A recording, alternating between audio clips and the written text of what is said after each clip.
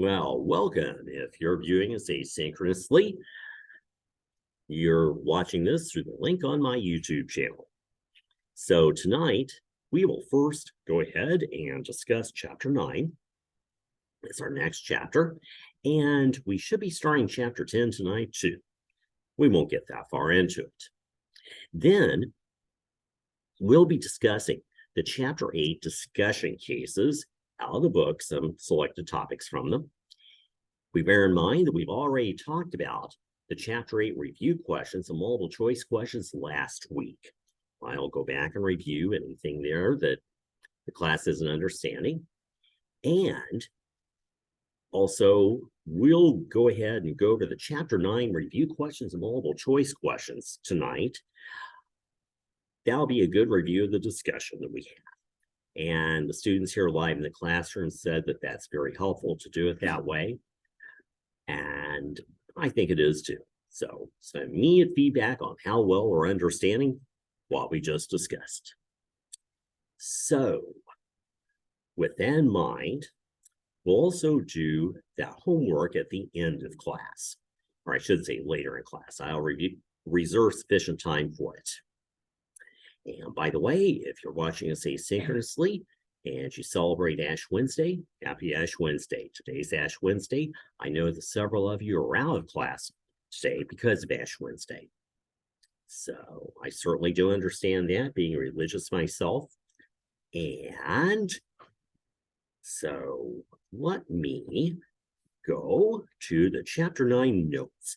I'm going to share my screen just for a few minutes here.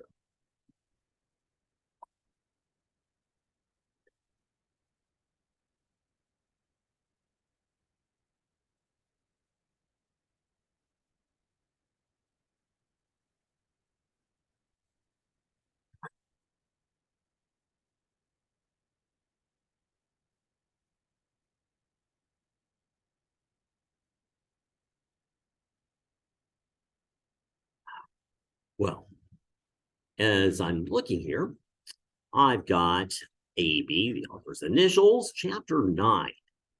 But what we're going to be doing, assessing the risk of material misstatement. So how likely is it that a client's financial statements have a material misstatement in them? That's what we'll do tonight. And we'll see the different components of that risk. We'll go over them very carefully and how they influence evidence gathering in the audit. Because there are some ideas there that tell us if we need to gather more or less evidence. The amount of evidence to gather is always a big judgment call on the part of the auditor. But we'll have some decision guidelines for helping an auditor decide. We don't have any right or wrong answers. Like how much risk can we accept? What percentage? That's a ballpark figure. So in auditing, yes, some things are definitely up to one's judgment, especially the partner in charge of the audit. So not everything in accounting is quite as precise as we might believe at first blush. You'll especially find that once you get out in practice. So let me come back live since you know where to go here in the notes.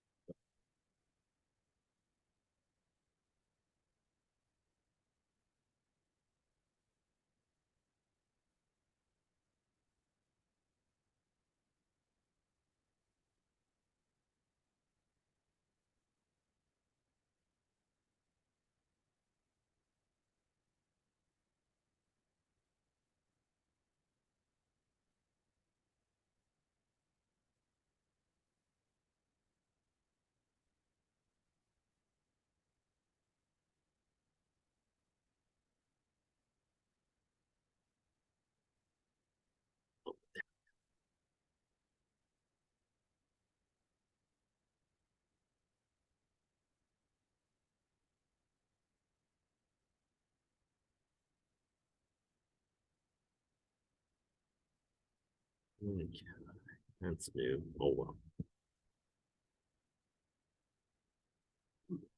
All right.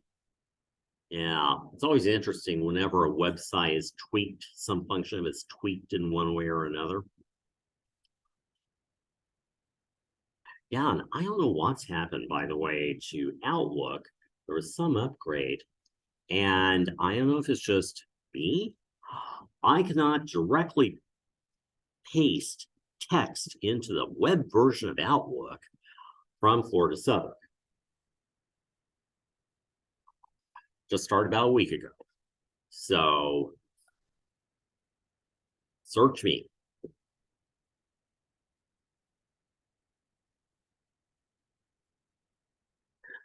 So assessing the risk of material mistakes. In an audit, if we were dealing with two different accounts, let's say one is cash, the other is land. Which one of those two do you think has the higher risk of material misstatement? In other words, something materially wrong with it. Before the auditor gets there, obviously. But as far as the client's unaudited value or book value, which one is more likely to be stated, well, with no material misstatement? Cash or land? Any ideas? How many people vote for cash? I say good. Thanks, Amanda. Cash. Yep. Yeah. Why do you think cash, Amanda? well, because it's not like always, there's not always a paper trail to go with cash, I guess. Well, actually, that can be true. Yes, if one is dealing with currency, very much so. And well, there's a large sector of our economy out there that does not wish to be traceable. So they deal in cash. Well, what kinds of feeders go into that economy? What kinds of, should I say, occupations are represented there?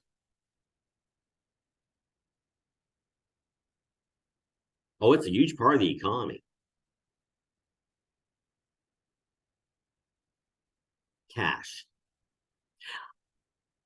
It's actually quite interesting. How many people, or I should say, do you think that there are a great number of people out there that are untraceable themselves, at least mostly untraceable? Oh, there are. Yes, they wish to remain untraceable. There are a number of reasons why. One of the biggest reasons is that they don't wish to pay taxes. They won't have a bank account. They deal everything with cash. So they're trying to avoid taxes. Individuals and also a lot of small businesses are like that. They really are. Plus, for a lot of small businesses, if you're going to buy something and you offer them cash, do you think you might just get a little discount? Oh, yeah, that's quite common. Yes. So, in that case, that business may well be skimming. They are avoiding paying sales tax and therefore maybe not charging you sales tax. And of course, they're also not paying a commission to a credit card processor. Plus, maybe they're skimming to avoid income tax. So lo and behold, they might give you an even better discount. So the cash economy, it's big. In fact, the IRS, the State Department of Revenues, would love it if we didn't have currency at all. They would rather have everything traceable, an audit trail for everything. So use an ATM card or some other form of EFT or a credit card, electronic funds transfer, by the way, EFT, but anything so there is a trace. a trace number, as the Federal Reserve System calls it, or we would more likely say a pre-number here in accounting. Well, there's not a trick. What you do can't be traced. Yes. But paying for things in currency makes that a lot harder to do. So, what kinds of people might, and well, businesses, shall I say, might we find who are really dealing in cash, a lot of cash?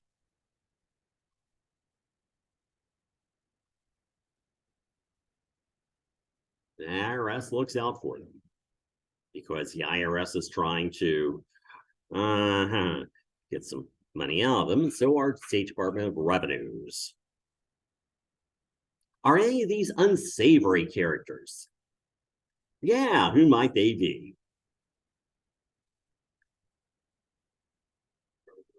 Yes, good. I was glad somebody finally spit that one out. Yep, I was going to say, we could think about that drive-by shooting it 2 or 3 weeks ago here in Lakeland. Yes. So drug dealers, oh my goodness, yes. That they are a huge part of the underground economy. Oh yes. So drug dealers are definitely one. People who are self-employed, a lot of them are not paying income taxes. For example, if we pass by people doing lawn care, most of them are being paid in cash. Yeah. So big cash basis there. Also other professions, hairdressers. There's one big cash business, bless you. Laundromats are a good one. Bars are a good one. Car washes. Did I say car? Yeah, car washes. We see a lot of self-serve car washes, and I've noticed some extra ones going up here lately. But those, a lot of them accept credit cards, but they still deal a lot with cash. So you can bet most of those roles people are skimming. And also, if someone's unregistered in this country, they may well be dealing with cash because, again, they don't want to be traced. Because guess who's going to be there?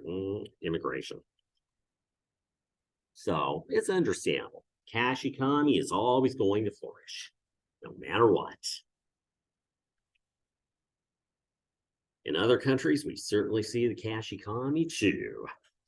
And you'll know it when you go abroad, because if you're an American, well, at least certain countries, you're carrying dollars. And guess what? Everything is magically priced in dollars, or they'll quote you dollars if you so desire, even if that's not their local currency. For example, even in Cuba, where officially US dollars are not supposed to be taken, for individuals, yeah, you can pay in US dollars, no problem. Only thing is, when they take them to the bank, I forget the Cuban National Bank's name, but when they take them to the bank to convert them into something else, they have to pay a 10% surcharge. And that's in addition to the usual 3% service charge on all currencies. So if you take US dollars to the Cuban National Bank, you exchange it there, give them a $100 bill, and you'll get $87 worth of their currency back. They've actually got 2 different types of currency. They're all pesos, but one is meant for Cubans for everyday purchases, but the other is meant for foreign travelers, and that's their version of hard currency. So CUCs, convertible units of currency. Get what it is in Spanish, but anyway, yeah. Since we're officially not friends with Cuba, they impose a 10% penalty on us.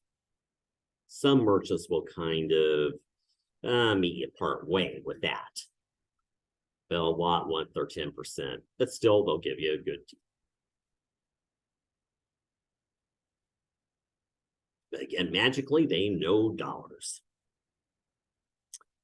Never forget the first time I was in China, the Great Wall. Here were all kinds of booths with merchants, and we had to laugh because at first the t-shirts were $1 a piece. And of course, even if they couldn't speak English, they could say $1. And then before we knew it, the t-shirts were suddenly 2 for $1. Now, we didn't buy any, but I don't know if they would fall apart when you first wash them or not, or shrink heavily.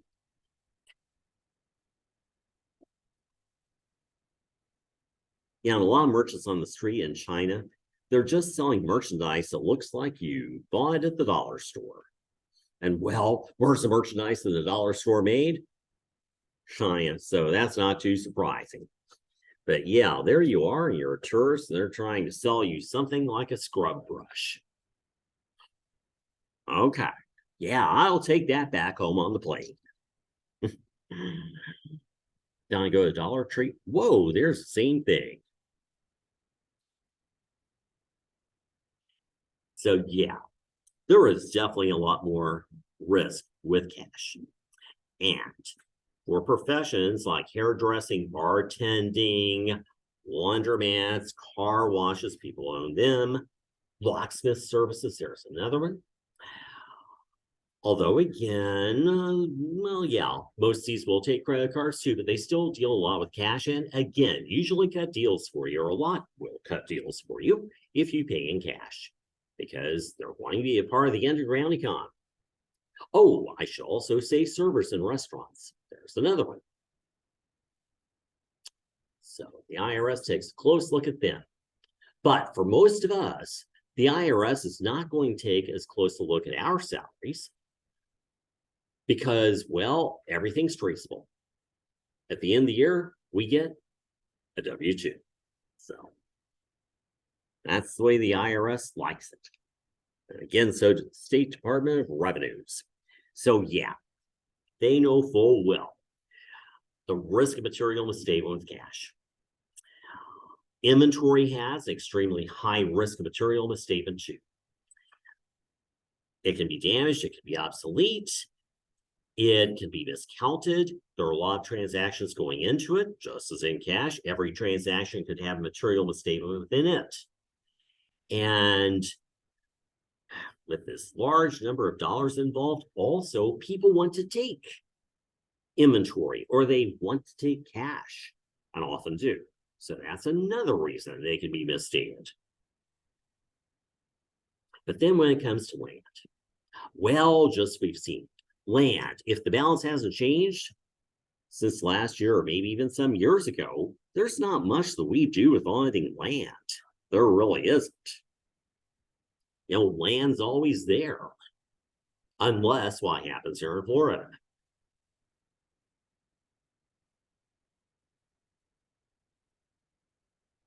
What can happen? Especially so here in Central Florida. How could land disappear? Sorry. Well, the land is still there. I was thinking of a natural phenomenon. Okay, it can be erosion. That's true. As some people have found out living on the coast in hurricanes, yeah, like the housing condos, I think mainly, no, some houses too, that over around Daytona, where with the storm surge, the land underneath eroded and some collapsed. So yeah, you're right, erosion. Yeah, and that's a big thing in certain places like Southern California, where people want to live up on a cliff so they can see far away. A lot of those houses have come down. But here in Central Florida, what is a geological phenomenon? Geological problem, really. Sinkholes, yes. So that's when our land could disappear. So be very careful where you buy. I made sure here in Lakeland that I did not buy in a sinkhole belt. One place really growing right now is Highland City. If you know where that is, not too far away. That's really, really in the sinkhole belt. And you can access sinkhole maps online. So it definitely pays to make sure that your land is not that likely to have a sinkhole. And well, you're supposed to be able to pay for expensive geological measurements where they try to peer underground as best they can with ultrasound, etc. Well, that's not very reliable. So I don't know. That's good to waste money on that. And also make sure that you don't buy where there has been a garbage dump. The grasslands have that. If you know where that is, over on Hardin Boulevard. And it's also a good idea not to buy on reclaimed land from a phosphate mine. If you know where Christina is in South Lakeland, that was built on a former phosphate mine. And a lot of people have had foundation problems, cracking, etc. So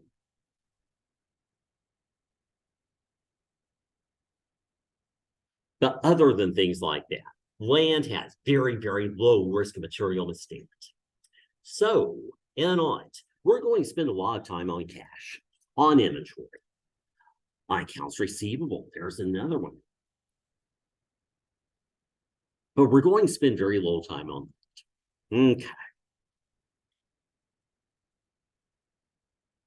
So with audit risk, as we look here, well, as we know, auditors are required to obtain an understanding of the entity and its environment, including its internal control, in order to assess the risk of material misstatement. And we're going to be taking a look at some smaller risks which feed into the risk of material misstatement. And those smaller risks will reflect what I just said there. So we'll analyze those and see their effect on the amount of evidence we're going to gather. And we'll do so through an audit risk model that we'll see later on. So in B, audit risk. Well, it can never be zero in practice. This is why auditors always emphasize reasonable, non-absolute assurance. So even though we say the land has very low risk of material misstatement, would we ever say it is zero? No, never. That would imply that we're giving absolute assurance on land. Nothing's wrong with client's book value. We never would lock ourselves down there. Instead, only reasonable assurance. So with land, we can say 99.9% certainty or probability that we think there is no material misstatement in land. That's okay, but don't say 100. We're 100% sure there's no material misstatement. You'd lock yourself into preciseness, and that is bad.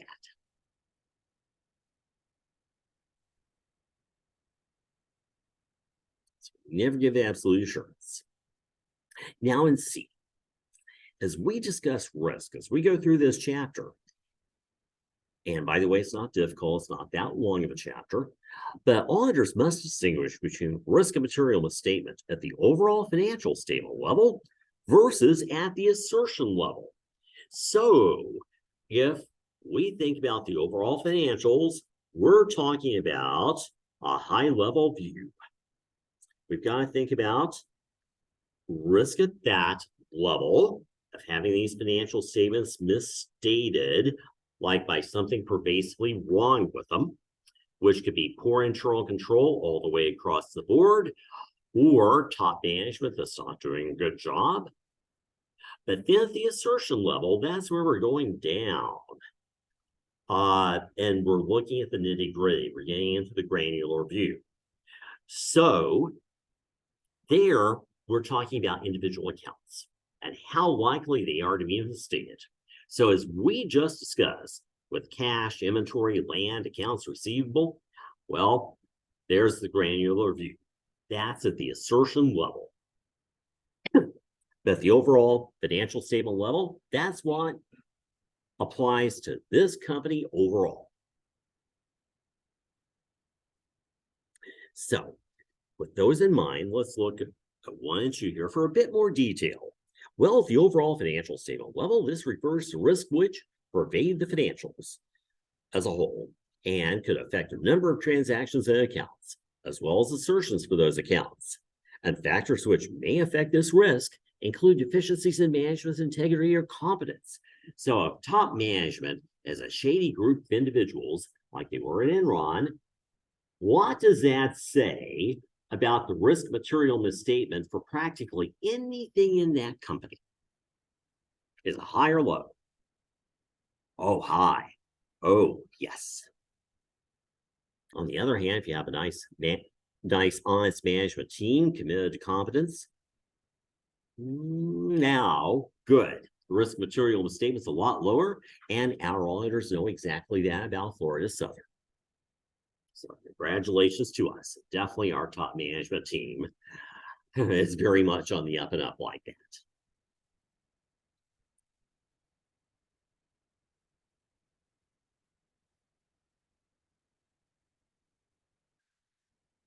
Also, oversight by the board of directors affects this. If we see the board of directors doing a good job, they're keeping an eye on things, good sign.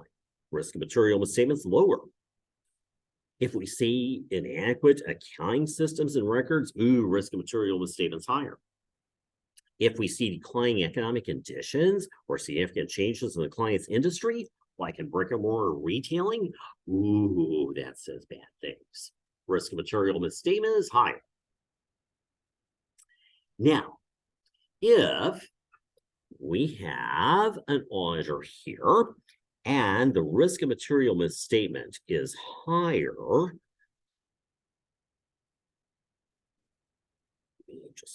I'll write this on the board. I'm just going to apportion my board space here. I'll just go ahead and erase this.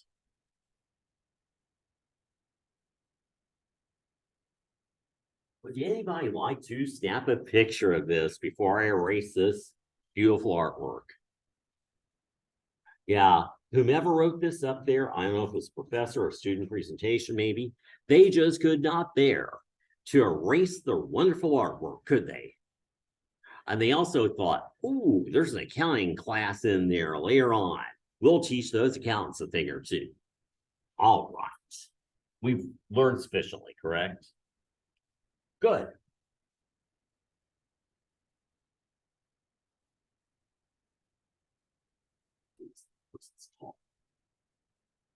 Alpha Jewish.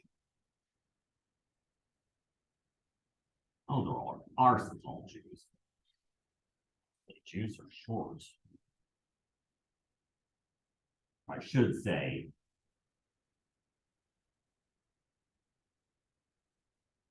DNA for it. Yeah, it's always interesting to comment on things like that, Judaism. Of course, people convert to Judaism.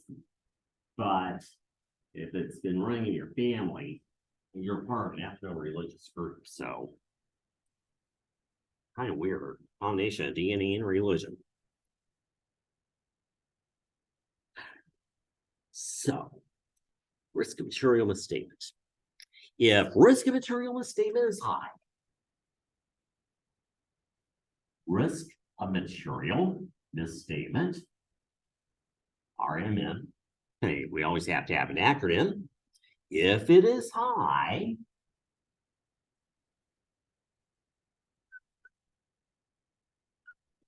a bad thing. This client's financials are likely to have at least one material misstatement in, probably more than that, whatever those misstatements may be. They couldn't get a clean opinion unless they fix these things. So if risk of material misstatement is high, when it comes to audit evidence, how much do we want to gather? A lot.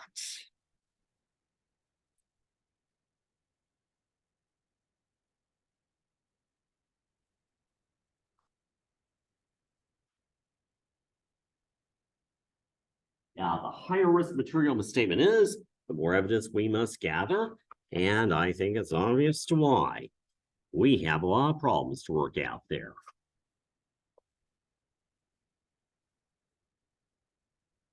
On the other hand, if we see risk of material misstatement is low,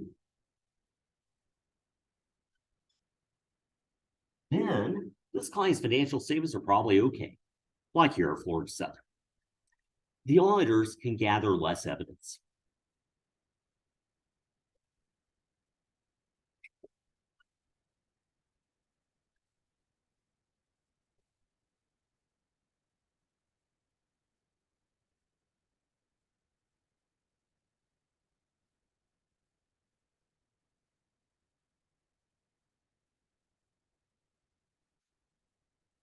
So here our audit goes smoothly, quickly.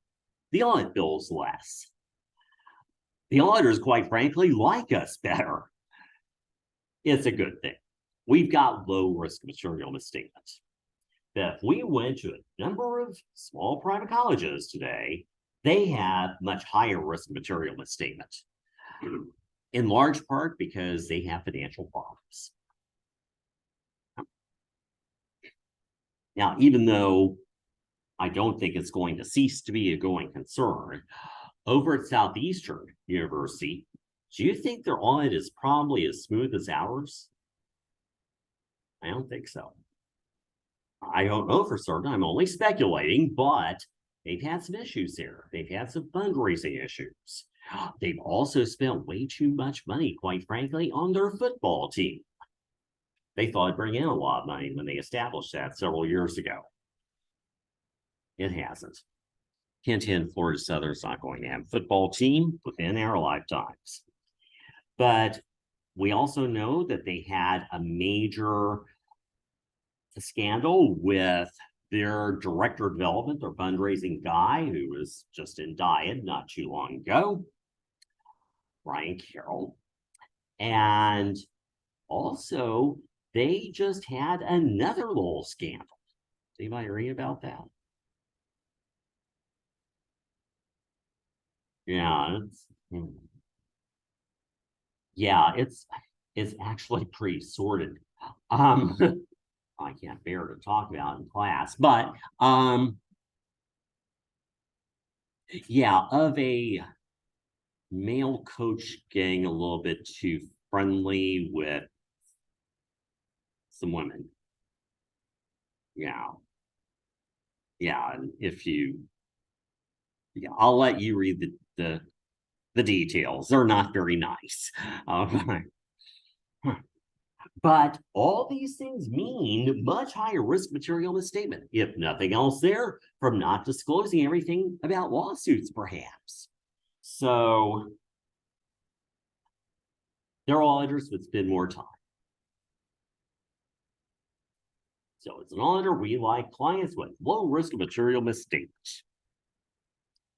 So we'll see this relationship at work. So we could say in the end that risk of material misstatements and quantity of evidence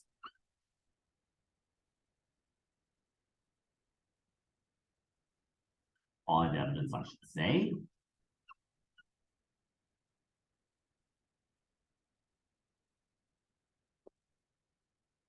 are inversely related.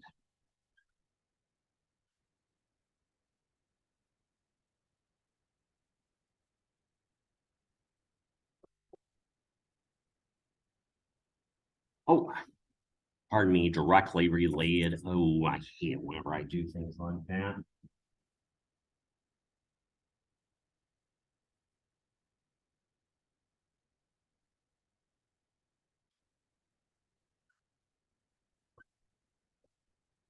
So they are directly related.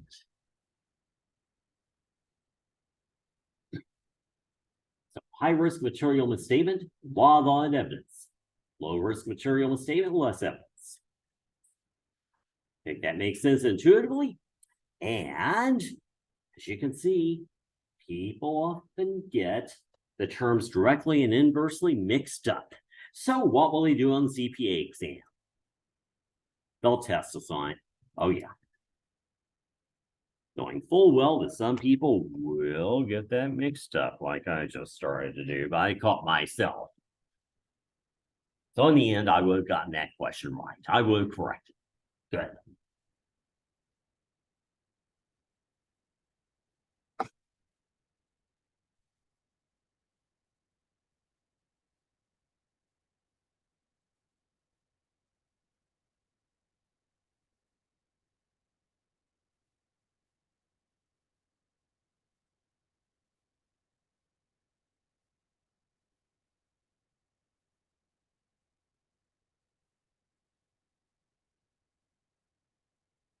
Now, number 2, at the assertion level. Well, this refers to inherent risk and control risk. And we'll study these more closely later in the chapter. I'll show you what those are. But those are ways of analyzing the individual account and its risk. So looking at cash, a lot of so-called inherent risk, how likely cash is to have material error in it, assuming no internal control. I guarantee 100%. Land has very low inherent risk. No internal control, so very little chance something's wrong with land. Again, I will show you how.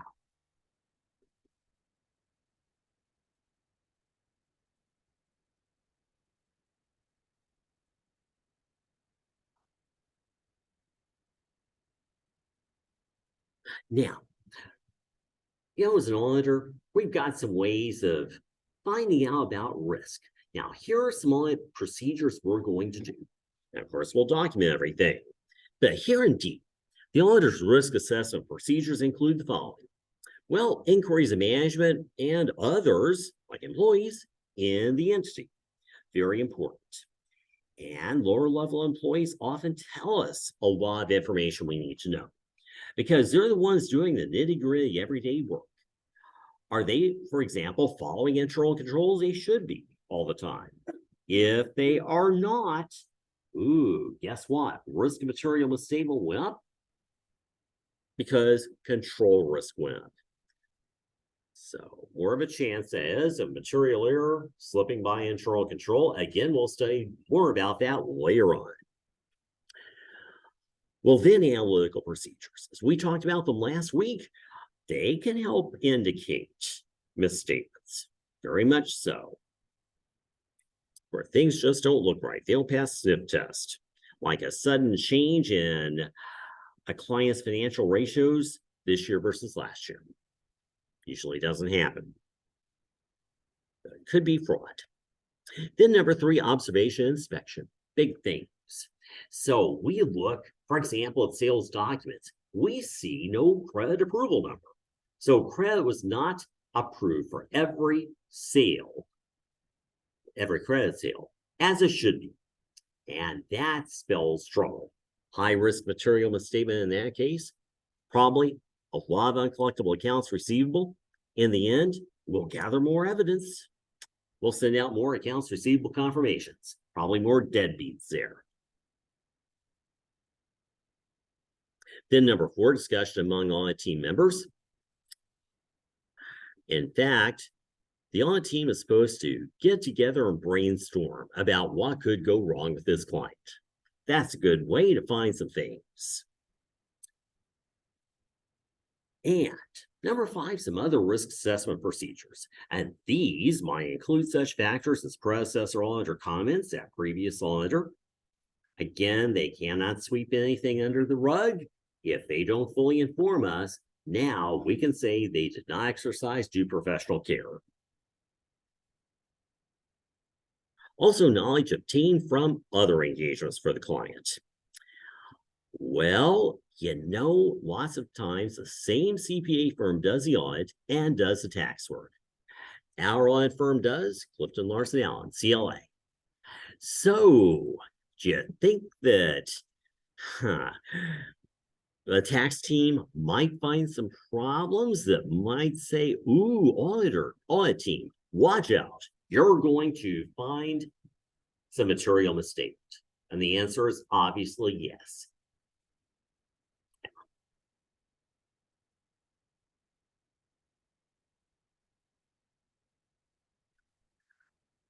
Also, non-routine transactions. A good example are adjusting entries at year end. They're made once a year. They're non-routine. People aren't used to dealing with. And for a lot of accounting students, they find them problematic. They find adjusting entries problematic. But in a business, you only do them once a year. You kind of forget how to do them. In fact, maybe you don't do them at all because there's no movement of cash or of any other asset to prompt you to make the journal entry. You just do so because it's the end of the year. So auditors often find they're not done at all, or if they are done, they were not done well. Plus any other knowledge we've gleaned about the client, like in scanning of news items for the year. So we find there's been a consumer class action lawsuit because one of its defective products, that says high risk of material misstatement. Yeah, gotta have some legal issues to reflect the financials, including footnotes. And if footnotes are not accurate, well, they're an integral part of the financial statements, so those financial statements are not accurate as well. So don't just think misstating numbers is the only type of risk of material misstatement. Not at all.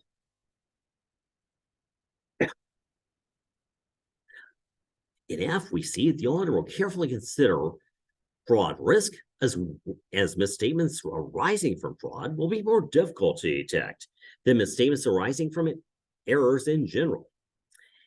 And as we know, fraud often involves intentional concealment, and this concealment can be very sophisticated. The auditor will also be very interested in how management goes about its own assessments of risk of fraud. And the auditor will assess fraud risk at both the overall financial statement level and at the assertion level.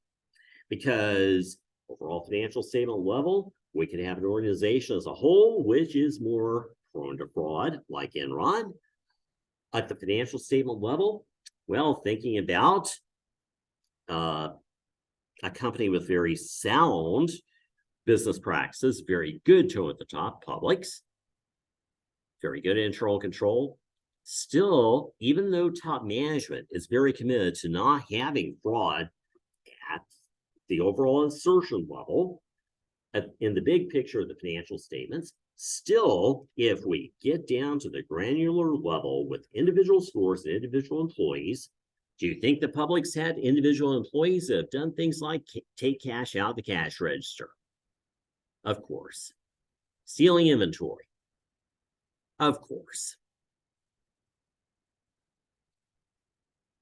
No matter how carefully they check them out before they hire them.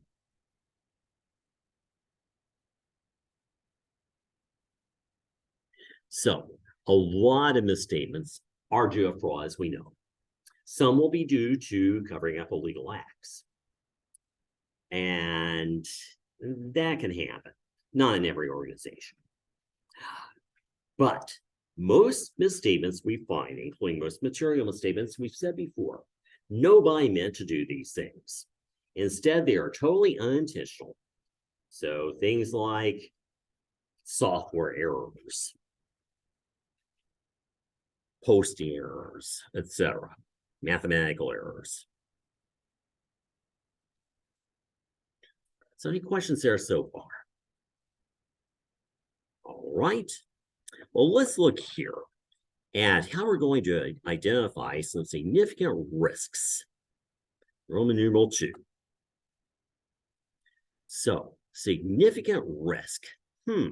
Well, in A, I define that. A significant risk represents an identified and assessed risk of material misstatement. That, in the auditor's professional judgment, requires special audit consideration. So, here's something that's likely to go wrong. Well, let's say that we have a retailer, their business has been going down, and specifically a brick and mortar retailer, so they have inventory in their store. What would you say about the risk of material misstatement stemming from possible damaged and obsolete inventory there? Is it high or low? High. The inventory's been sitting around for a long time. So very likely be damaged or obsolete. Very likely that we will have to write that down, or the client will, to lower of cost or market. It's not that valuable anymore. So that there, well, definitely requires a special audit consideration. It is a very, very significant risk. Yeah, I remember several years ago when Kmart was closing here in Lakeland. There were two Kmarts when I moved here, one on the north side, one on the south side. South side location was the last close. I don't know if any of you were in Lakeland back then. Okay. Well, the store grew to be in disrepair. Oh, by the way, it's where the Publix Greenwise Market now is on South Florida. Well, the store really fell in disrepair. It had a foundation issue. I remember as you walked to the south side of the store, you could feel the floor sloping down. So I don't know what was going on there, but maybe a little sinkhole. Who knows? Yeah, it smelled not so fresh inside the store, and they had asphalt tile on the floor and a few different colors where it had been patched. And a lot of the asphalt tile wasn't adhering to the subfloor very well. So you'd step on it and you'd feel it go down. The adhesive would try to grip and then it would pop back up. You know what I'm talking about with old asphalt tile? Ever felt that? And how you think the merchandise started looking? Bad. Oh, it just got worse and worse and worse. Horribly shop-worn stuff. Damaged and obsolete inventory, here we come. So, big problem for auditing. A lot of dollars of possible material misstatement there. So that sure is a significant risk. Now, if we read on, oh, by the way, significant risk, we'll do a lot of audit work there, obviously. And we'll see in later chapters that the auditor must obtain an understanding of internal control relevant to significant risks in order to evaluate the design and implementation of the related controls. Because if there is a significant risk, we want to make sure there's really good internal control over it.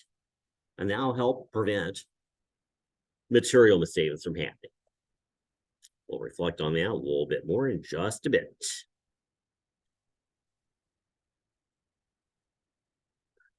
And the auditor must also perform substantive tests related to the assertions which are deemed to have significant risks attached to them. So for the inventory I just described, oh, the auditor is going to do a lot of testing to look out for damaged and obsolete inventory and inventory that otherwise needs to be written down to lower cost or market. So significant risks, I'll tell you, all these things here in B, always high risk material misstatement. Always. These are just kind of rules of thumb. Non-routine transactions, always. The auditor checks adjusting entries over very carefully. Very carefully. Sometimes finds they weren't even done. Those are a good example of non-routine transactions. Or second, matters which represent significant judgment. So, representing significant judgment, well, is inventory truly damaged and obsolete? That requires significant judgment. Or, as we've said before, the market value of an inventory of antiques in an antique store versus the inventory of used cars. In the antique store, very much judgment involved. Very subjective. So, high risk of material misstatement when it comes to the market value of antiques. Did anybody like to open an antique store? I don't think so. There are some actually in Dixieland, but they kind of come and go. It's kind of like, I guess, in an antique store, you have a bunch of old inventory and you hope somebody sees value in it. You know, one person comes in, they see value, they buy it. Another person might come in, like an accountant, and they see all this old stuff and they think, oh, here's a bunch of old junk. You just never know. So beauty is in the eye of the beholder.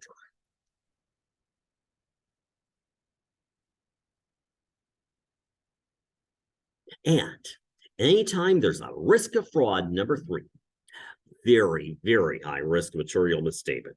So for all 3 of these, as a general rule of thumb, yes, the auditor does lots and lots of work.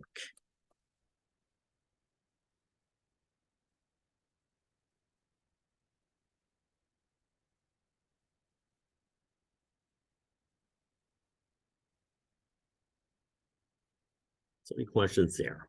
Anyone online with a question? Okay. So now we'll move on. Number 3, something called the audit risk model. So we've been talking just a little bit about things like inherent risk, control risk.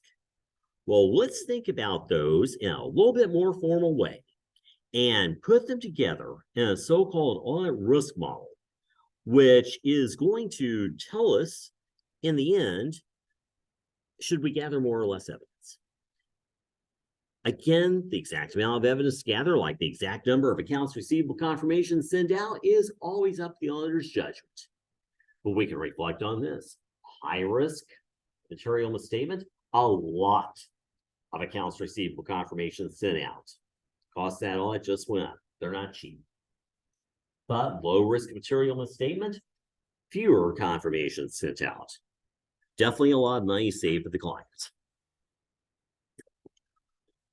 So let me flip over to page 269, and I'm going to go ahead and share my screen for a moment for those of you online.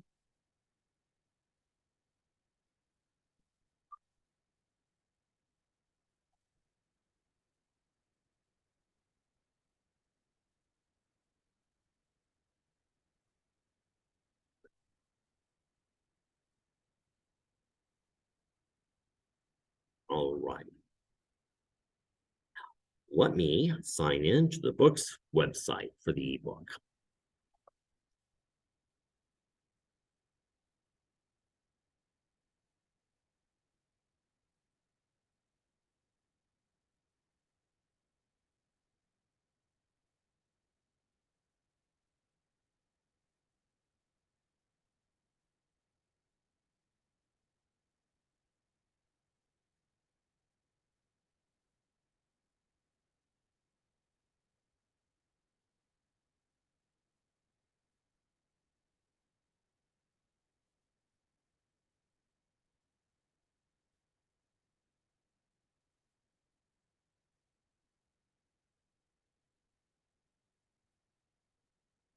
Lovely, fast connection here. Okay.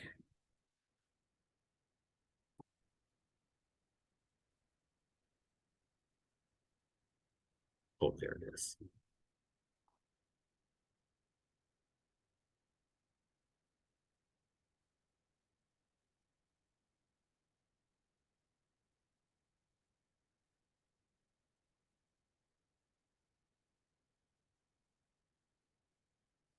$269. Okay.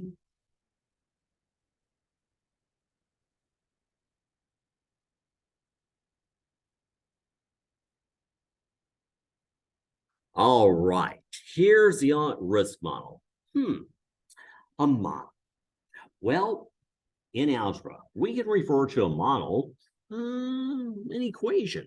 Yeah, because what we're trying to do is to put together some independent variables, meaning they exist out there independently of us or of the issue we're exploring.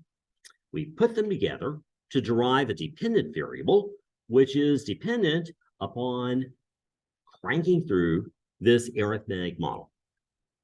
So we'll see how PDR is a dependent variable, and these are some independent variables. We'll define each, and we'll see how those impact evidence gathering, the amount of evidence. So with this model here, let me go ahead and stop my share for those of you online. So I would like to write something up on the board.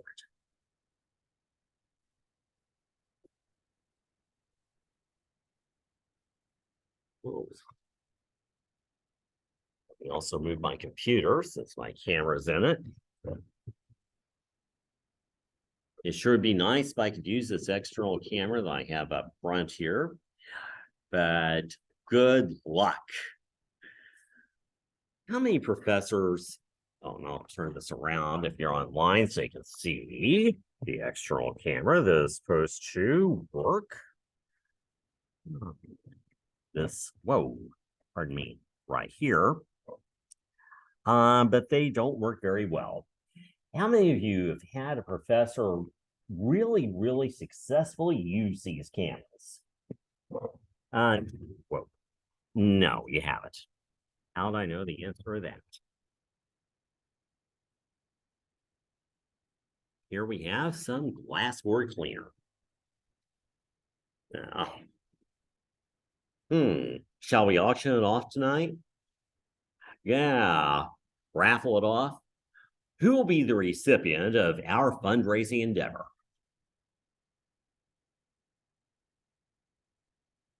I know, Florida Southern, right? Yeah, we can be donors.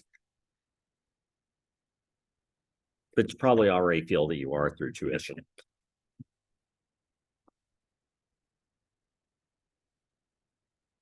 All right, let me make some room.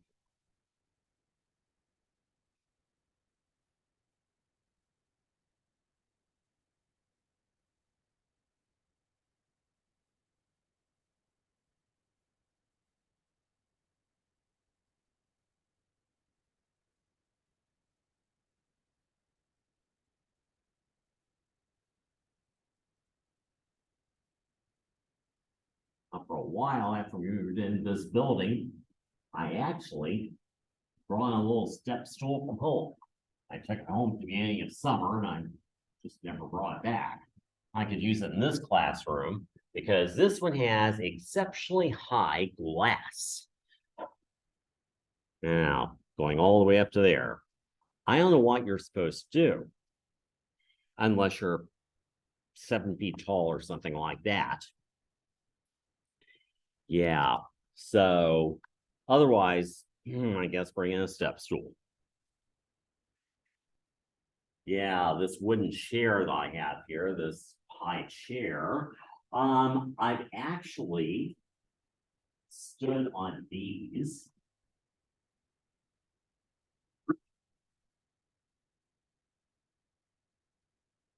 I don't know how many other people did risk that. Yeah, so I've actually stood on the seat of these, but I don't know. I didn't feel very safe. So this is not much to hold on to.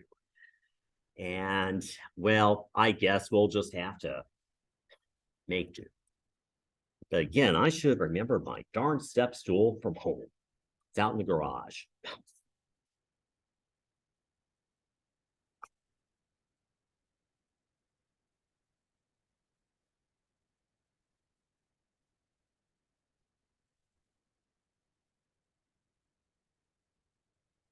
All right.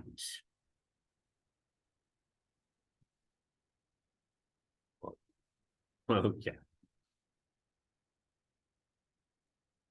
Yeah, but still, that just so annoys me. Up here at the top, accountants are so darn nitpicky.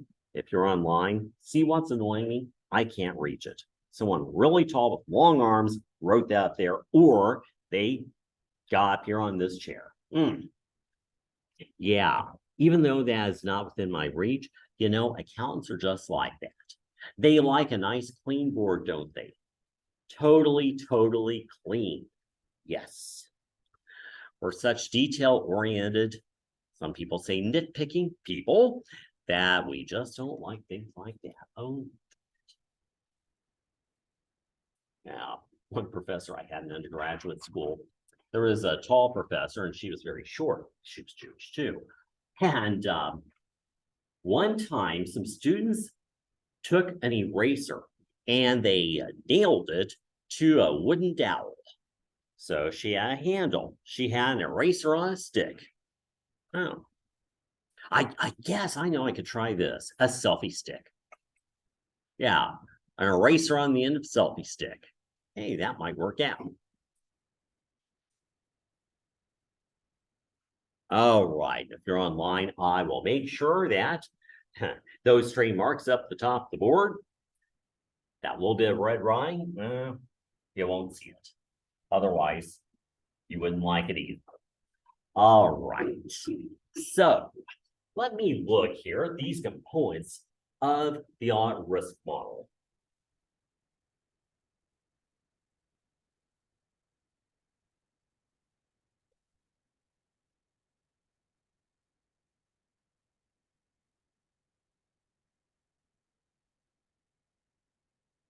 We're going to have, now you don't have to write what these acronyms mean, and they're in your notes, by the way.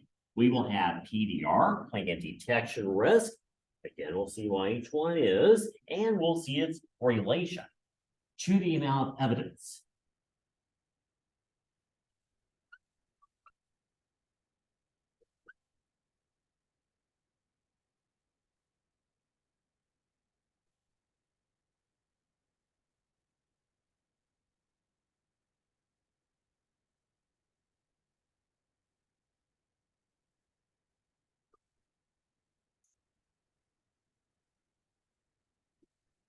So this is going to help the auditor decide how much evidence to gather. That's just outside camera range. If you're online, pardon me.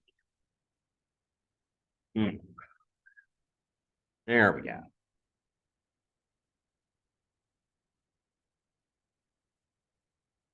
Yeah, camera there makes things look slanted because it's not the same level as the writing. So we'll see relation to the amount of audit evidence the auditor is going to have to gather. Is it a direct relationship or an inverse one? Now, other components we will see. We'll see IR, meaning inherent risk. We'll see CR, or control risk. And we're going to see AAR, or acceptable risk. So all four of these feed in to the risk material statement. All four of these influence the amount of evidence that the auditor is going to gather. Now, again, there's no right or wrong amount of evidence. There is no precise number that we can calculate for it. But at least we have an indication. Should we gather more audit evidence or should we gather less? That'll be the lesson of this. And then you're probably thinking, where is risk material misstatement? Well, I'll kind of fill that in later and you'll see why. All right. So let me go ahead and go back to handout. If you're online, I don't think there's any need to by putting the handout on the screen. So just follow along where you see audit evidence. They're in Roman numeral 3, so let me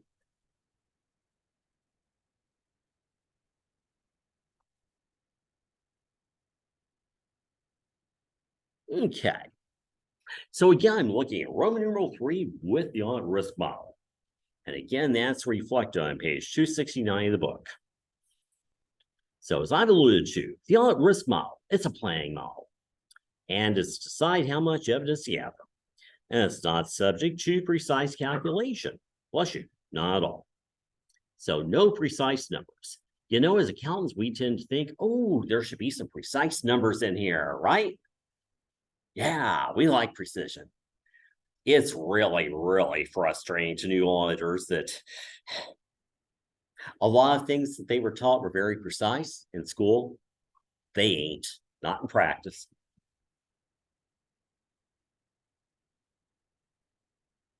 So the amount of evidence to gather, again, is always a judgment call. So someone like the partner in charge of the engagement with a good gut feeling about how much evidence to gather.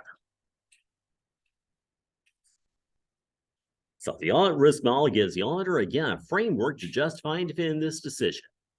So as we've said in life, it's not the final answer. So it's not, for example, the final number of accounts receivable to confirm.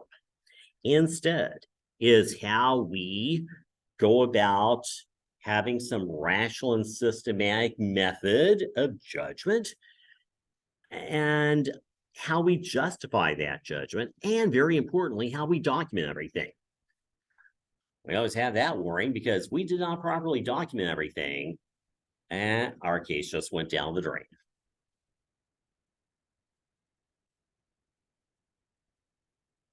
So we see the auditor will assess acceptable at risk, AAR, inherent risk, IR, and CR control risk, which are the independent variables to arrive at PDR, the dependent variable.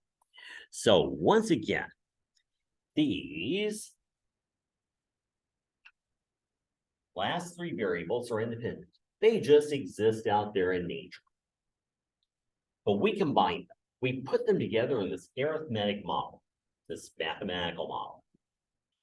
And we'll arrive at a dependent variable, which is plan detection risk.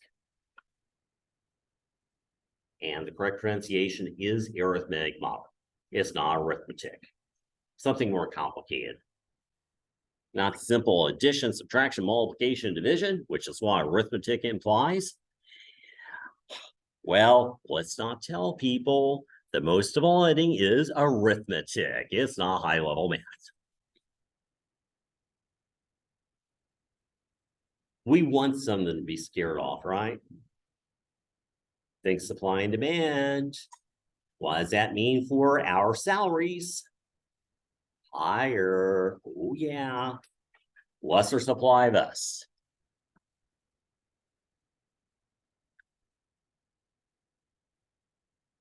So let's talk about the very first risk that the book covers, and it is plan detection risk, PDR. It's the risk that audit evidence will not detect a material misstatement, given that the misstatement exists. So out there in this client's business, there's at least one material misstatement, is what this is saying. What is the probability that we will not find it? Could we ever say the probability that we will not detect it or find it is 0? Never. That would be absolute assurance. So, plan detection risk. Well, I'll tell you, here's what's going to happen. We'll crank through this model. We'll calculate plan detection risk, and we're going to see that it's inversely related to the amount of evidence gathered, just as I have in the notes. Thus, more evidence gathered will lower plan detection risk. Less evidence gathered will raise it. And again, since plan detection risk is a dependent variable, its value is dependent on the independent variables in this arithmetic model. So, plan detection risk. So if the auditor gathers more evidence, it does make sense that plan detection risk goes down because we've looked at a bigger chunk of the client's accounting work. We're more likely to have detected a material misstatement within that, given that at least one material misstatement exists. So that, for example, might be, sampling 100% of the population. On the other hand, the amount of evidence the auditor gathered, if it's lower, plan detection risk goes up because there's more of a chance that we did not detect this material misstatement. More of a chance of slip bias. So that's why we said the lower the sample size earlier, the more likely something's wrong. It's true because we sampled or looked at a smaller chunk of the population. So this relation, the amount of evidence gathered, it's inverse. So again, the auditor gathers more evidence, plan detection risk is going to inversely go down. If the auditor gathers less evidence, plan detection risk inversely will go up. So we'll try and reason through that. Can't reason through it like under test pressure on CPA exam. I ain't say it, but memorize it. Sometimes memory gets you through.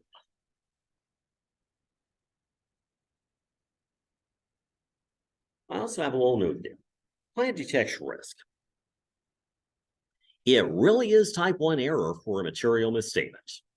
And type 1 error, if you've had stats, you may remember it. If you haven't had stats, you may have heard of it anyway.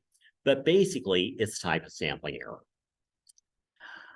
So with type 1 error, our sample says everything's okay. But had we been able to examine the entire population, we would see that not everything is okay. But it's not our fault because the sample is just a chunk, not 100% of the population, unless, again, we examine everything. So there's always a chance that we reach a wrong conclusion like that. In this case, we got a good draw of the cards in our sample. We sampled relatively more ions that were okay than on average in the population. It happens.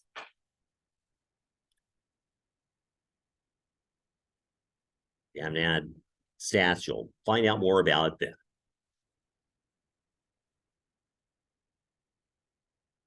Then statistics, you'll also be told that type 1 error, the risk for it can never be zero.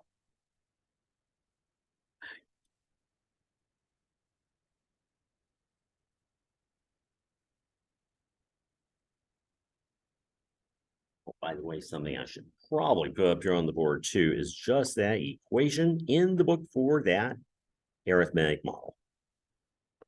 So what am I talking about? Make sure my screen if you're online, pardon me.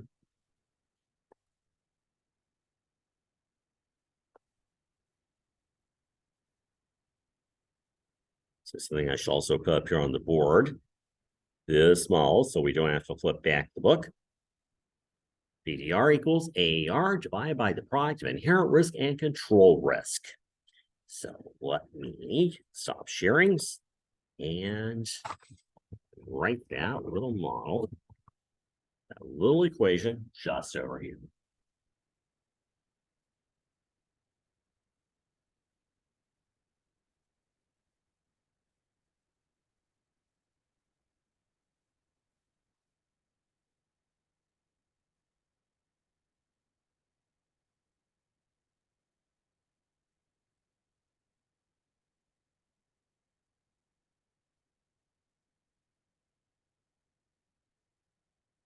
Again, it's apparent which ones are independent variables. They're over here.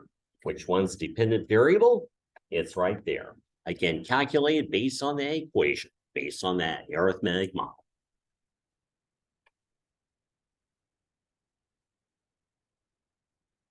So now, let's come down to the denominator. We looked at the independent variable. Let's come over to the denominator and look at IR, inherent risk. So, inherent risk, if we go back to the notes, we see it there in Roman numeral 3C. So inherent risk or IR, it is the auditor's estimate. Okay, judgment involved. Not a precise figure for this, there never is. So it's the auditor's gut feeling, the auditor's judgment. Very important to have a lot of auditing experience to make realistic judgments there. That's why usually a partner or manager will do it. So the risk that audit evidence is the auditor's estimate, pardon me. The material misstatement exists in an account, again, assuming no internal control, because internal control is going to be considered separately under control risk in a moment. The IR is usually higher for accounts which are liquid. That sounds like cash. People can take it. Have many transactions. Ooh, cash again. Again, each transaction can have material error in it. Or larger in dollar size. More dollars there is steal. More dollars there to suffer from innocent errors. Cash falls in line there again.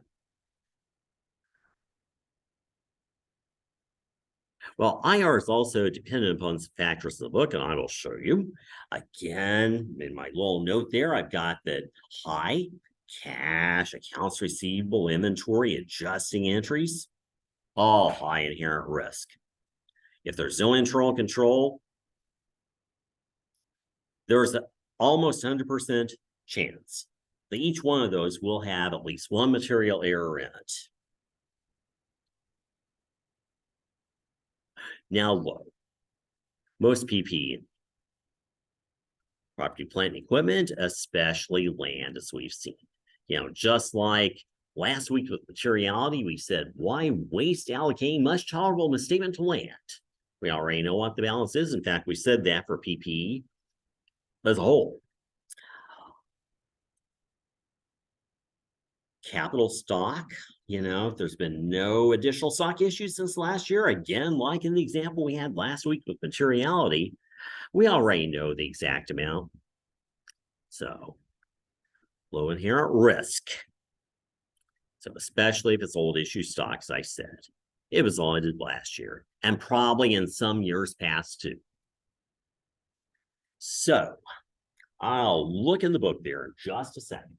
But if we have an account with high inherent risk, like cash, merchandise inventory, accounts receivable, we said that we would want to do what? Gather a lot of evidence or not that much? A lot. So there is a direct relationship between inherent risk and the amount of evidence the auditor is going to gather. So an account like cash with 100% inherent risk or extremely close to it, we gather lots and lots of evidence. That's why we said we count any currency the client has on hand and confirm any cash on deposit with the bank. So we audit it very completely. For a low inherent risk account like land, there's very little we need to do. Now, let me flip over here in the book to page 276.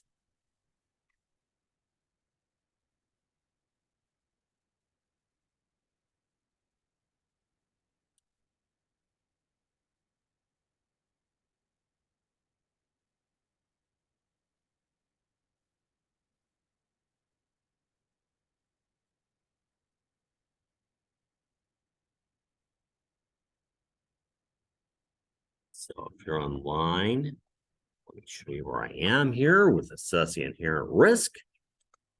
And I think it's going to be very helpful if we go through what these bullet points mean. So if you will, please refer to the bullet points here on page 276. After that, the book gives an expanded discussion of each one, and we'll make that expanded discussion of each one come to life. That's the good part about having a nice live class, or, well, asynchronous. A lot better than some online courses are, which virtually mean, oh, just read the book. One-sided. All right. So let me take screen off share. Now I'm back live.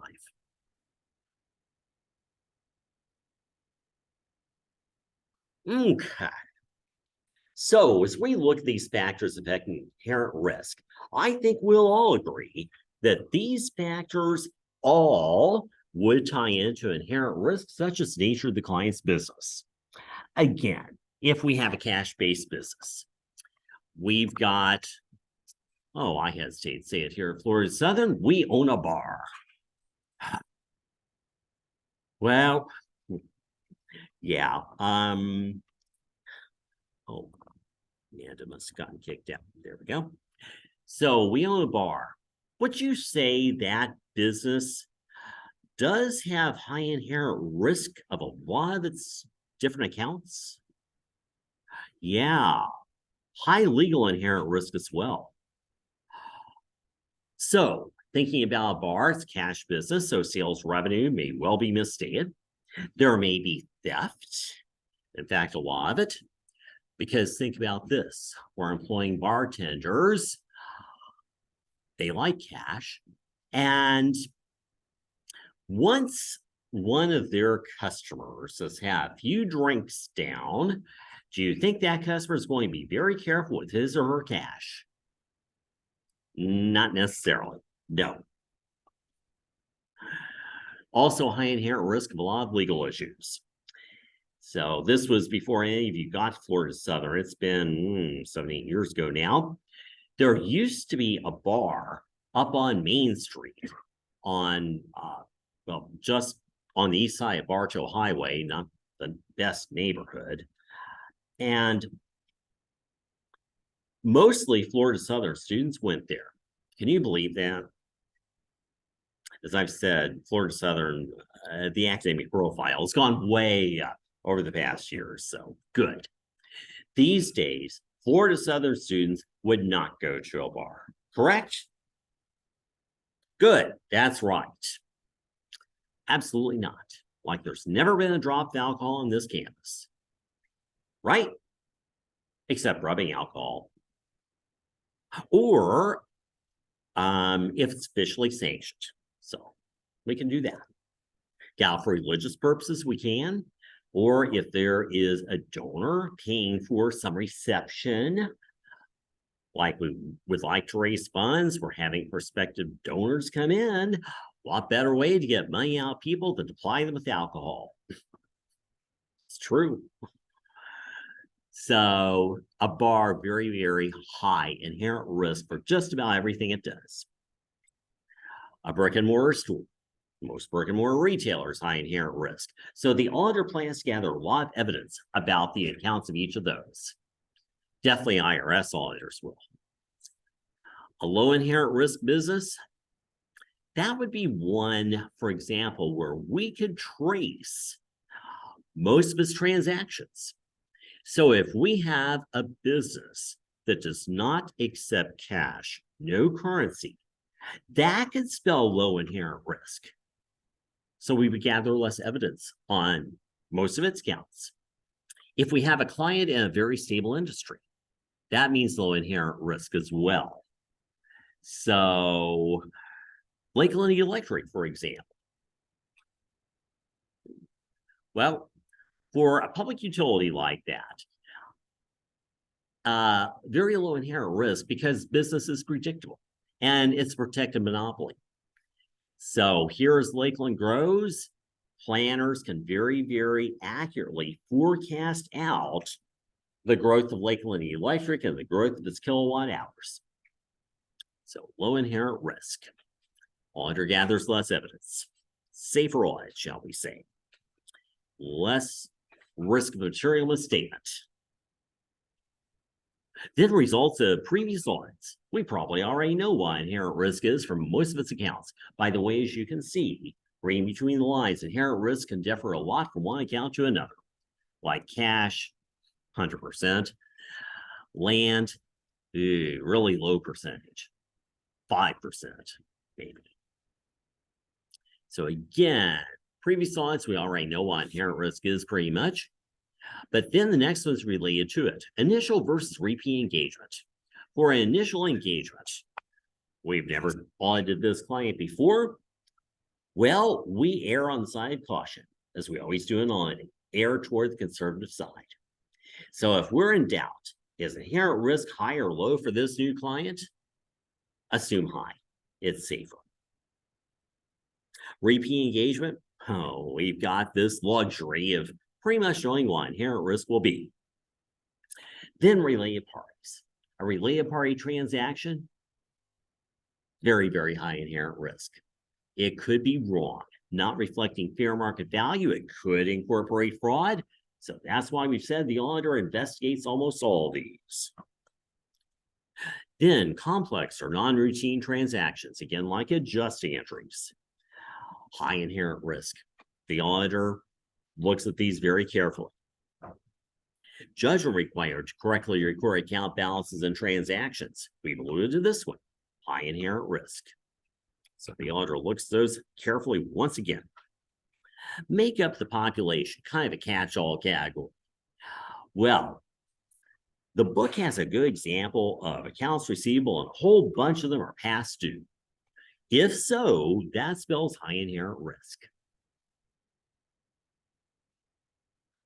Then factors related to fraudulent financial reporting. So if the risk of fraud is higher, so is inherent risk, like cash. Factors related to misappropriation of assets, misappropriation meaning stealing. If the asset can be stolen more easily, high inherent risk, the auditor checks it out. Again, cash falls into that. So is inventory.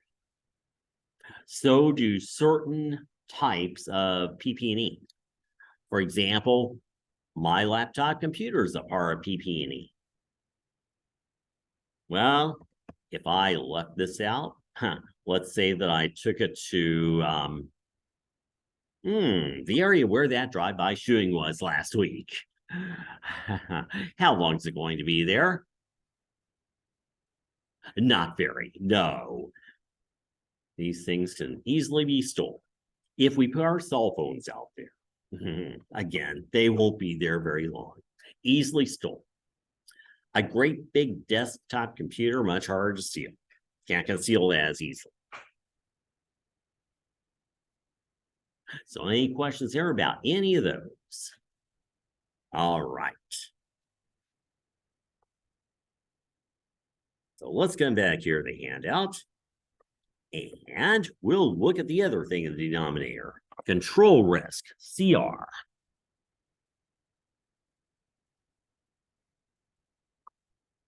Just look at the camera here. Sure that I am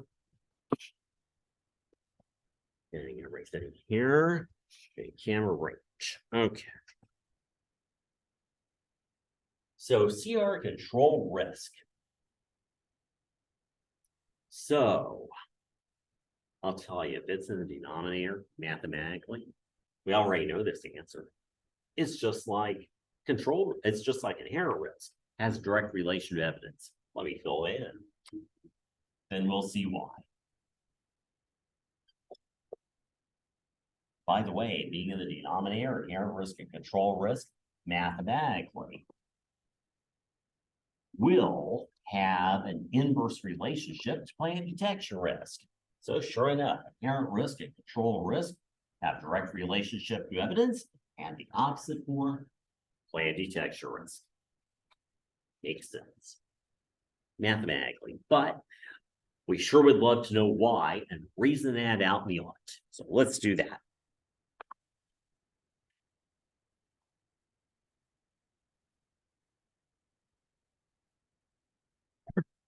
So defining this a little bit more thoroughly, there in D, control risk or CR is the risk that internal control will not prevent and or detect a material misstatement.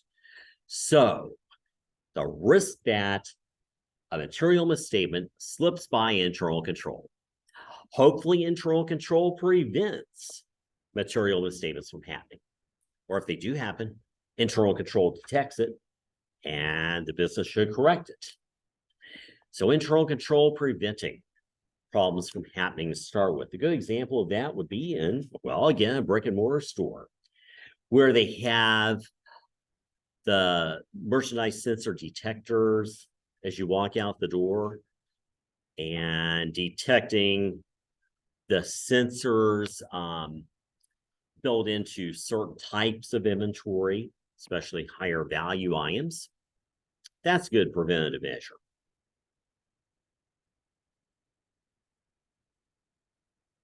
By the way, a little note there, note the poor management integrity can affect control risk, as management will be less likely to institute and enforce good internal control, and will be more likely to override internal control.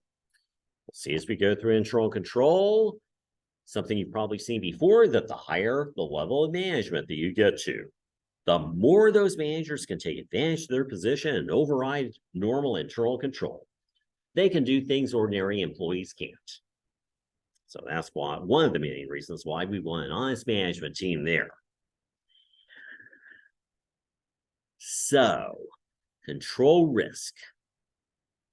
If internal control is working, control risk will be low because there's a low chance that material error is not prevented and or detected by internal control. So, low control risk directly spells lesser evidence. Direct relation. That makes sense intuitively. On the other hand, high control risk. That's caused by poor internal control. Employees aren't following it, or the internal control is not designed well, whatever it may be. So poor internal control. That means high control risk. So a lot of risk. The internal control does not prevent and or detect material mistakes. So in that case, control risk is high. The auditor definitely wants to gather more evidence. So again, intuitively, this direct relationship between control risk and the amount of evidence to gather does make sense. But again, if you can't reason it out, memorize it for the CPA exam. Guarantee they will ask about this stuff, because not only is the audit risk model a very important thing, but also I know people get these confused.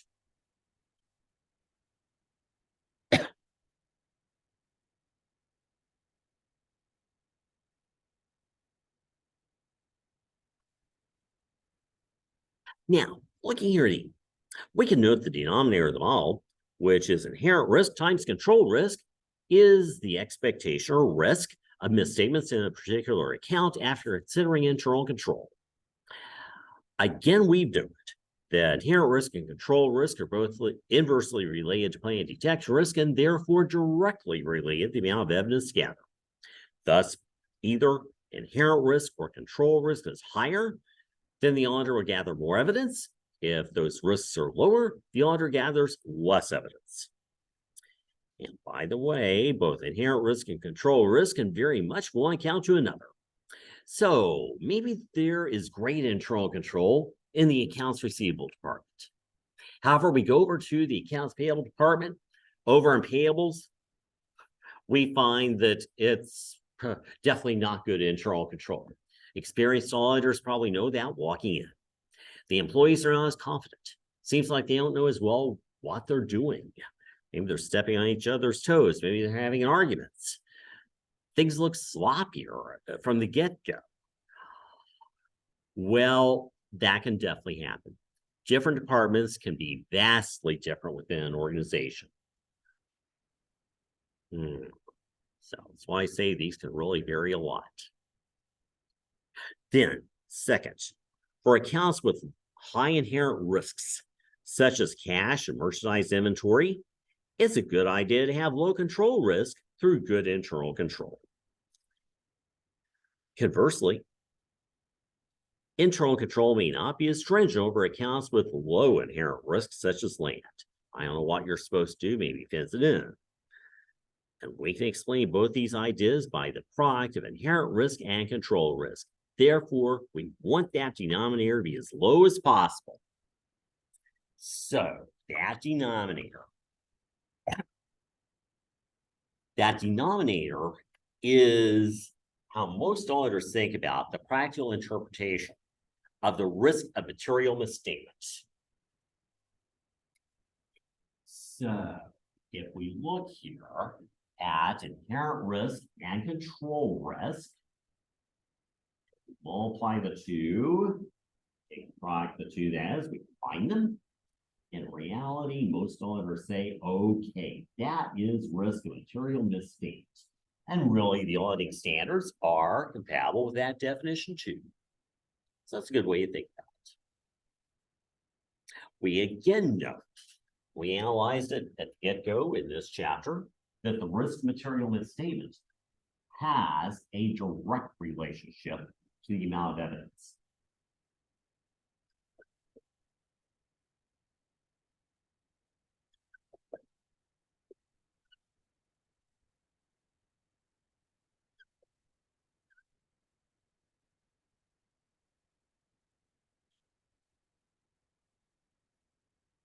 Check out the camera. Make sure I capture everything on the board.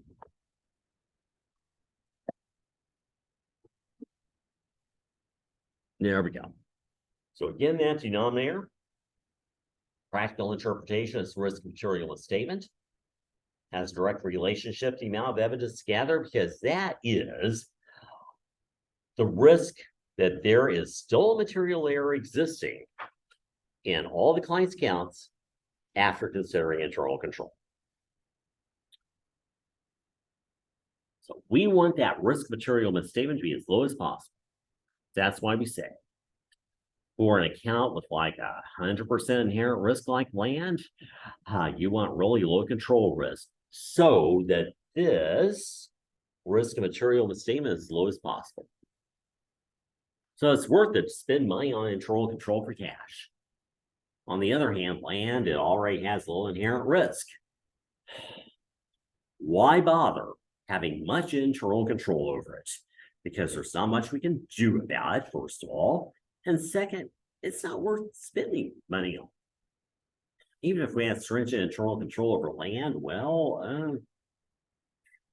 it doesn't matter too much. Risk of material misstatement will be low, but inherent risk was already very low for land.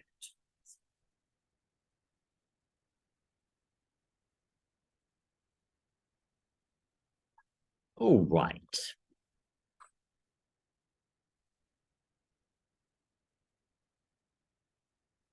We've got one thing here to fill in, acceptable at risk. Let's go back to the notes. We'll take a look at it.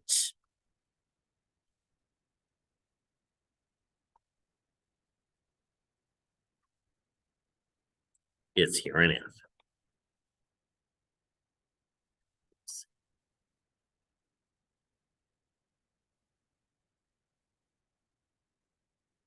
So there in F, acceptable at risk, AAR, is the subjectively determined risk, oh, here's the auditor's judgment again, that the auditor is willing to assume that the financial statements are not fairly stated in all material respects and the clean opinion was issued. Ooh, it's another type 1 error. In this case, for the audit opinion. So the sample of evidence we gathered in the audit said good. No material misstatements. But in reality, had we been able to examine the entire population, we would see not so good. There are, in fact, material misstatements. But through, for example, sampling error, we simply could not detect them. Again, it can happen. So could we ever say acceptable at risk is 0? Never. Again, can't be that precise. Can't give that level of absolute assurance. That's reading on. That's why I say thus analogous type 1 error for the audit opinion. Now, again, no, it can never be 0 because the auditor cannot guarantee freedom from misstatement. And we can also note that acceptable audit risk is directly related to plan detection risk in the audit risk model, because it's in the numerator, and therefore inversely related to the amount of evidence gathered. Thus, if the auditor is willing to accept a higher acceptable audit risk, gather less evidence. Willing to accept a lower acceptable audit risk, so less of a chance of issuing the wrong opinion, we must gather more evidence. So again, there's an inverse relationship.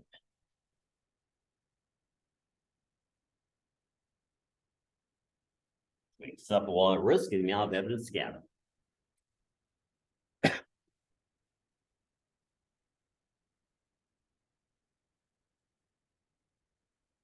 Well, acceptable audit risk does not vary from one account to another as it relates to the opinion issued. So the opinion is for the financial statements taken as a whole.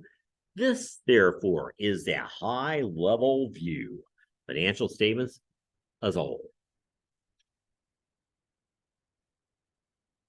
And the auditor will simply state his or her assessment of acceptable audit risk for the audit in the working papers as part of planning documentation. And AAR is sometimes called audit assurance. So, the more assurance we give the financial statements, the better, up to a point. But there's cost to that. We must do more work. So if we give more audit assurance to the financial statements, that means that AAR declines. Inversely, we must gather more evidence. So the more evidence we gather, the less of a chance of issuing a wrong opinion. Again, that indicates low acceptable audit risk.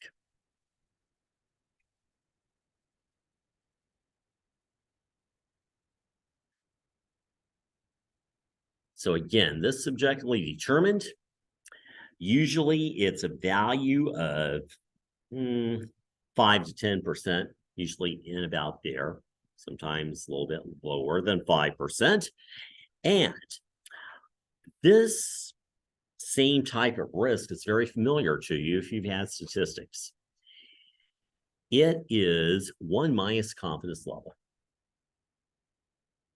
So if the confidence level is 90%, well, that means that the risk of getting the correct, according to the population, the correct conclusion from our sample is 90%. We're 90% confident in our results that X bar from the sample mean, is within a material range, or is within, I should say, a tolerable range. Thinking about tolerable in the statement of materiality, it's basically close enough to mu. So the sample mean is acceptably close to mu. We're 90% confident of that if our confidence level is 90%. We're 10% confident that the sample mean is too far away from X bar. So that's why I said 1 minus the confidence level. Well, 1 minus confidence level, same thing as acceptable at risk here. If you haven't had stats, don't worry about that. Not yet. Yeah, I kind of wish stats were a prereq for this course. Because we have to discuss some things like this, and I just kind of hope for the best that if you haven't had stats, things make sense. Certainly, if they don't, let me know. Now, why might an auditor judge a higher or lower value for acceptable audit risk? It all ties in to the next risk concept we'll see. It's NG, engagement risk. It's another risk concept that does not appear in the audit risk model. Well, engagement risk is the risk that the auditor will suffer harm as a result of the audit, even though the audit report was appropriate. So it's clean? Yeah, it should have been. But we can still suffer risk. In other words, like a lawsuit. Well, engagement risk partly depends on how likely the client is to fail after the audit. Because guess what? Stakeholders may be trying to sue the auditor. They know the auditor has deep pockets. They've still got some money. So you still have some money? Oh, it's your fault.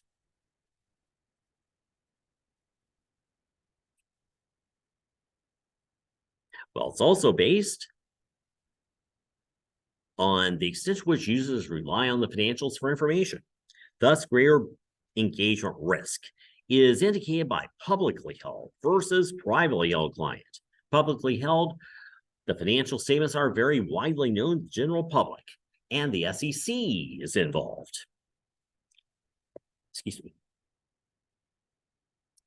Poor versus good financial health. Poor, that client may fail. They may be looking to sue someone like the auditor. Large versus small client. Large client, more dollars involved, more people, more stakeholders in on the act, or lawyers in on the act. And also greater amounts of debt and equity securities indicate, hey, here are more stakeholders too, so greater engagement risk. Poor management integrity also indicates greater engagement risk. Auditors more likely to suffer then. Engagement risk, by the way, may be factored into the model by lowering acceptable audit risk. So less of a chance of issuing the wrong opinion, therefore gathering more evidence. And also audits with high engagement risk, as well as high risk of material misstatement, may require more experienced audit staff, or may be reviewed more carefully. So yeah, more expensive in the end, definitely. Engagement risk, Sometimes that's called business risk. So again, that's how likely the auditor is to suffer as a result of the audit. Suffer harm. And finally, H, relative risk is another audit team, which you'll sometimes see. It means that an account has greater relative risk than another account if it's larger, if it's more material, if it has higher inherent risk or control risk. Thus, more audit evidence is gathered for, or usually gathered for accounts with high relative risk because they're worth it. There'd be something wrong. And that takes care of Chapter 9. Any questions there about Chapter 9? Okay, pretty easy to understand chapter. Good. All right. So I won't get in Chapter 10. Why don't we look at the Chapter 9 multiple choice questions and review questions. Back in Chapter 8, maybe I'll just go ahead and save for the time being any discussion of discussion cases because I don't think I could work all that in tonight, okay? So let me go grab my book real quick out of my office. I'll be right back.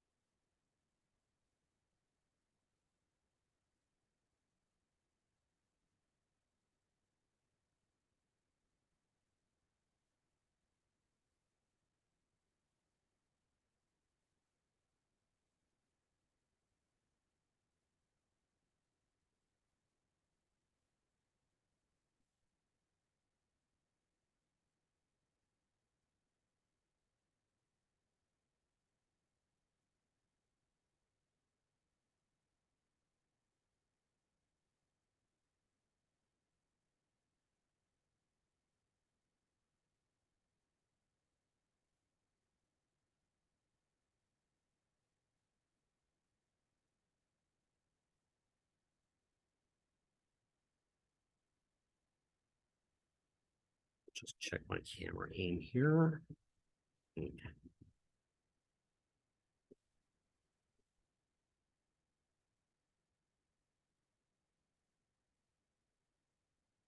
So let's turn over to Chapter 9 homework. See where it starts.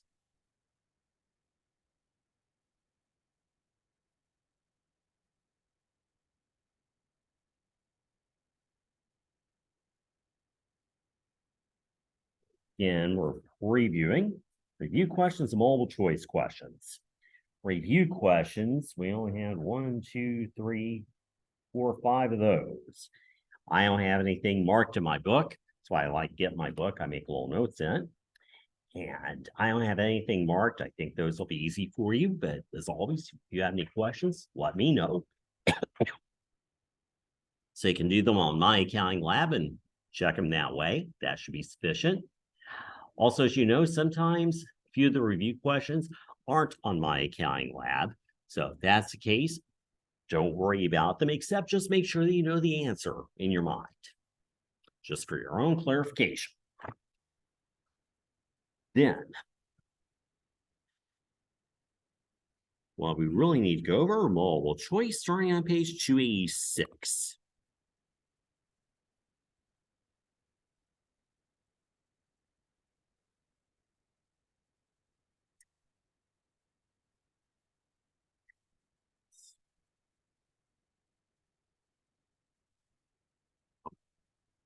Try that again.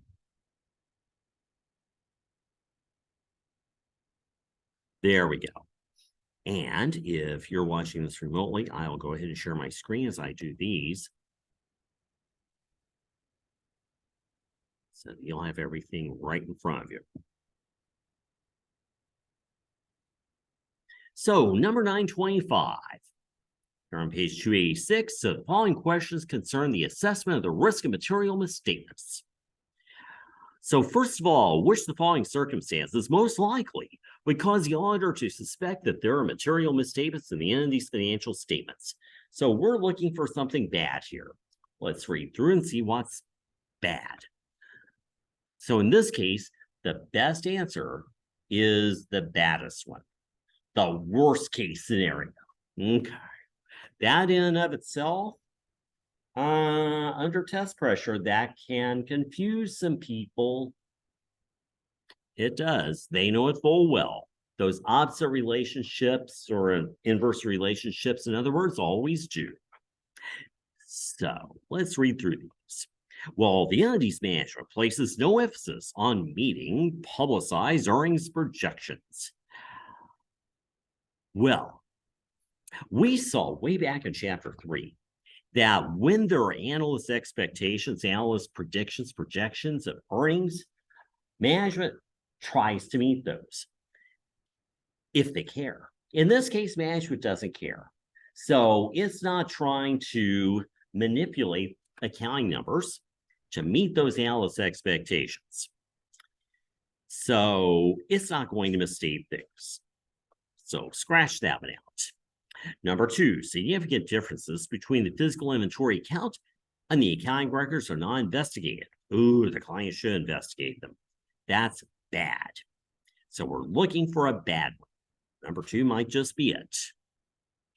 Number 3, monthly bank recs ordinarily includes several large outstanding checks. Well, that's all right. It's normal. And number 4, cash transactions are electronically processed and recorded, leaving no paper audit trail. That's okay too, because, well, paper checks, we don't write that many of them today. Instead, electronic checks or other means of electronic payment. That's okay. There may not be a paper audit trail, but there's an electronic audit trail, including for checks through the Federal Reserve System. If you write a paper check, as we know, it's turned into an electronic check. It's imaged and turned into a certified copy of that check through an act of Congress called Check 21, checking for the 21st century. So the bad one in here, which is what we want, is number 2.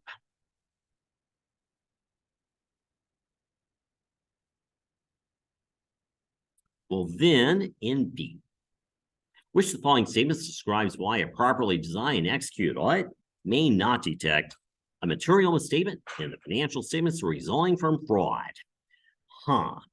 So why may not detect something? Let's read through. First of all, audit procedures are effective for detecting an unintentional misstatement may be ineffective for an intentional misstatement that is concealed through collusion. That's a true statement. Okay. Number 2. So number 1 might just be it. Number 2, an audit is designed to provide reasonable assurance to detecting material errors, but there's no similar responsibility concerning fraud. Well, that's not quite accurately stated. There is a similar responsibility for detecting the material misstatements arising from fraud. So when something is stated in a peculiar manner like that, it wasn't quite as we learned. Be very suspicious of it. It's probably not a correct answer. I think we can rule that one out. Number 3, the factors considered are in assessing control risk indicate an increased risk of intentional misstatements, but only a low risk of unintentional misstatements in the financials. Ooh, well, if the factors considered in assessing control risk said there's an increased risk of fraud, same thing as intentional misstatements, then it would be improper for us not to address those issues. That's what they're trying to say. So number 3, don't pick it. Number 4, the auditor did not consider factors influencing audit risk for account balances that affects pervasive the financial statements as a whole. The auditor did something very wrong there. Didn't consider the risk that they should. So, number one, that is the correct answer. Then C. Prior to or in conjunction with the information gathering procedures for an audit team members should discuss potential for material misstatement due to fraud. So that's why I said they should get together and brainstorm. Which of the following best characterizes the mindset that the audit team should maintain during this discussion? All right. Should it be presumptive or assuming, or presuming in this case, that the client committed fraud? No. That would be like guilty until proven innocent. We don't do it that way. Judgmental. No, we shouldn't be judgmental. We should be more objective than that. If we're judgmental with the client, just like any other person, corporation being an artificial person, by the way, that client will shut down. Not physically shut down, but I mean mentally shut down. Criticizing, same thing. Just like a judgmental, criticizing parent. No. Questioning, yeah. Professionally skeptical. That's it. So not assuming the client did commit fraud, but at the same time, leaving open the possibility that they could have, or someone working for them could have. So that's why we're always professionally skeptical. Trust but verify. So in fact, number 4 is the correct answer. So for number 25, correct answers were 2, 1, 4. Then 26. Questions concerning the audit risk model. In A, some account balances such as those for pensions and leases. Oh, goody, pensions and leases. How many of you haven't had those yet in financial accounting? Oh, you're all familiar with them. You all love them, right?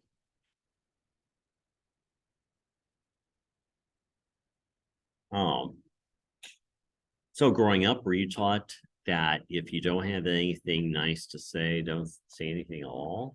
Oh, okay, I get it. All right. Well, pensions and other types of retirement plans. Just we went over an hour audit committee meeting here in Florida Southern the other day. Well, so some account balances, such as those for pensions and leases, are the result of complex calculations. That's why we have people like actuaries doing, at least for pensions. And the susceptibility to material misstatements in these types of accounts defined as, well, I can tell you right off the bat, it's number 3, inherent risk. Because inherent risk is how likely an account is to have material misstatement in it, assuming no internal control. Then B, as the acceptable level of detection risk, okay, that means plan detection risk as it decreases.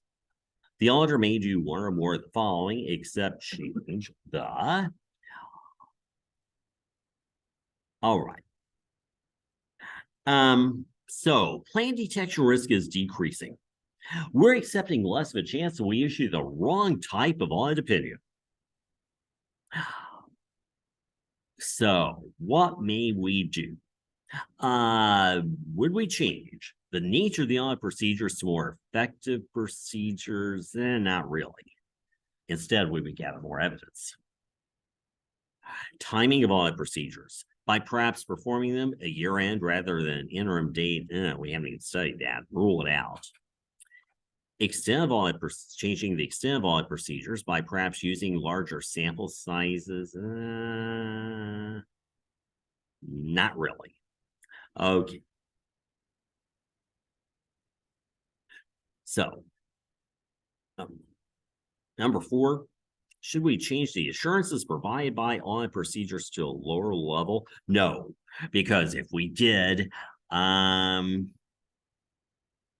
Oh, that's not a well-stated question, is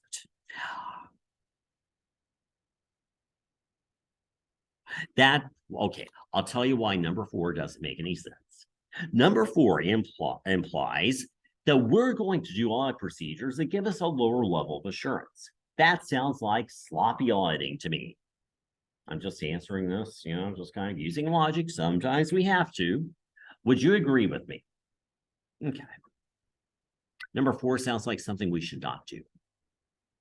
So that's the wrong answer. And in this case, we are picking the wrong answer. So good. Number 4 is the official one. Again, having picked the wrong answer trips up CPA exam candidates all the time, especially under test pressure, and they can't refer their notes, their books, etc. Then C, inherent risk and control risk differ from plan detection risk in that I can tell you the answer is on the next page. It is number 3. Here's I flipped the page. They exist independently of the financial statement audit. So in other words, they are independent variables. So there on number 25, the answers are 3, 4, and 3. Then, lastly, 27. These questions concern audit risk and evidence. First, which the following does not increase the need for sufficient appropriate audit evidence? So, in other words, the one that does not increase the amount of evidence to be gathered. So, a lower level of detection risk, plan detection risk. If plan detection risk goes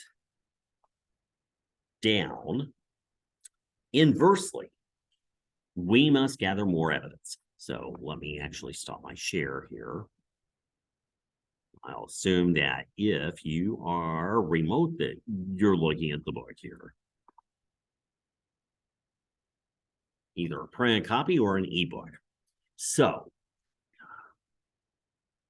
as they've stated this, so what does not increase the amount of evidence to be gathered? Okay, so number 1, a lower acceptable level of detection risk. So plan detection risk goes down. Inversely, the amount of evidence would go up. So we can rule out number 1. So you can see why these are challenges here. If you can't refer your notes and you're under test pressure. Just make sure I've captured that with my camera. Okay.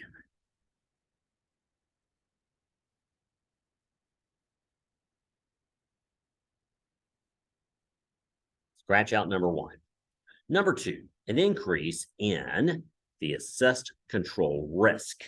So control risk went up for internal control.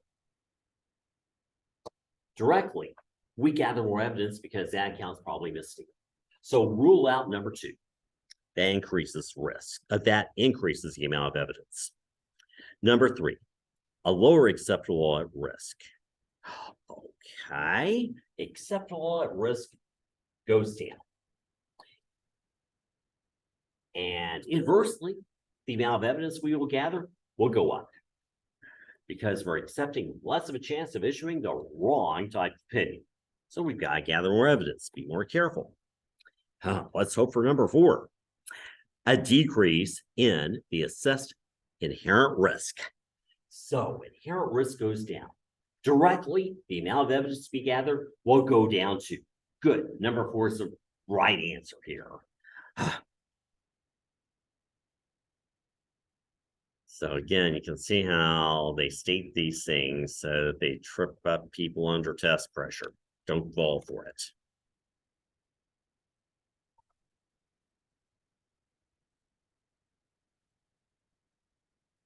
All right. So as we look here at B, I won't know my book, yeah.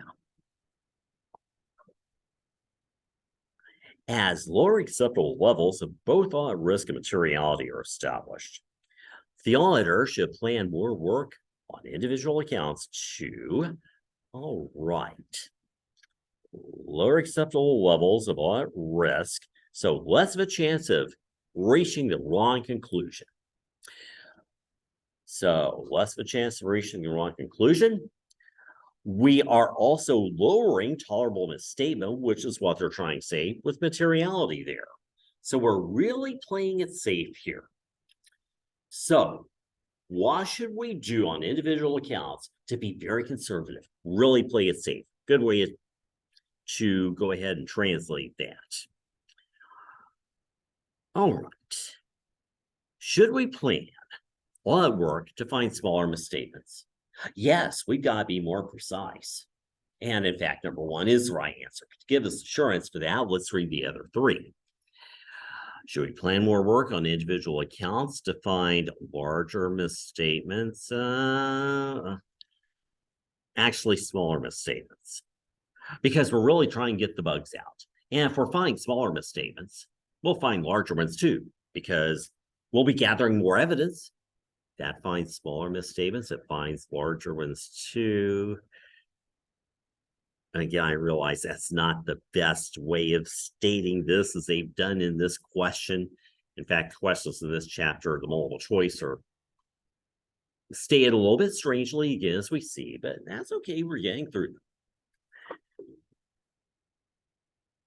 So should we plan more work on individual accounts to increase the performance materiality in the accounts? That means higher tolerable misstatement. No, we want lower tolerable misstatement. So number three doesn't make sense.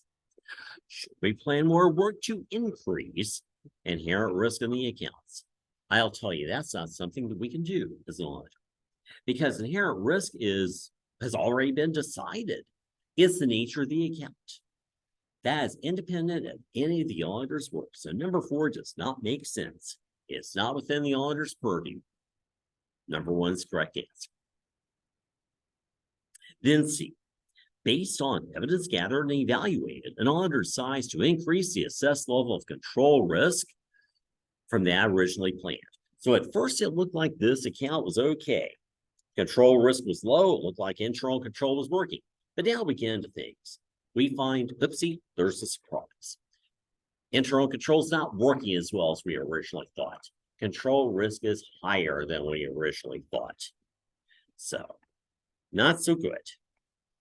To achieve an overall audit risk level that is substantially the same as the planned audit risk level, the auditor could, actually, it's,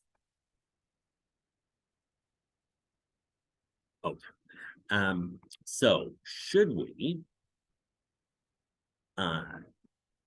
decrease plan detection risk? Okay. If we do, the decrease in the numerator will offset the increase in the denominator. That's the correct answer. So one, let me just roll out the others. Should we increase materiality levels? No. That would imply that we will accept more tolerable misstatement. No, that's not good.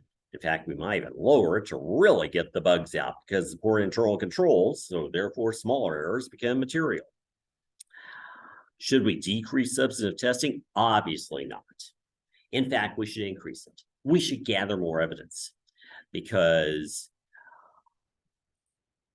with control risk increasing directly, we should gather more evidence, because this account has problems. We've got to find out about those problems, those possible material errors. Number four, should we increase inherent risk? No, that does not make sense, because inherent risk and control risk are independent. Inherent risk is how likely this account is to have material error in it, assuming no internal control. We just assumed it all away. So as stated, that one makes no sense. Again, inherent risk being independent of control risk. So good. We've got some pretty good assurance that number one there is the correct answer.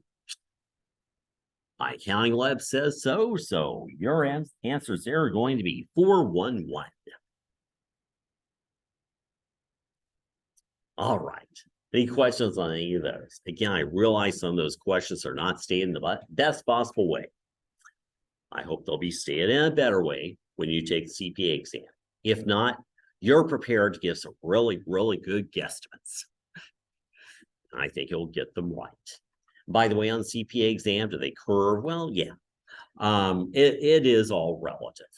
And if they see that candidates are messing up a particular question, especially if candidates who got really good results on the other questions are getting a particular question wrong, they often throw that question out. So they'll adjust for it. I think a lot of these, they probably had to adjust for these. So don't worry. I know that doesn't make too much sense at the time you're taking the exam, but it will later when you get your results. All right. So any questions? Anyone live have any questions? Anyone live online? Okay. Well, that's what I've got for you tonight. So I hope you have a good evening and enjoy the rest of your week. And I will see you literally next month on March 1st. All right. Have a good one. Bye-bye. Take care. Bye-bye, everybody online. Thank you, Professor. Good night. Thanks. Good night, Amanda. Good night, everyone.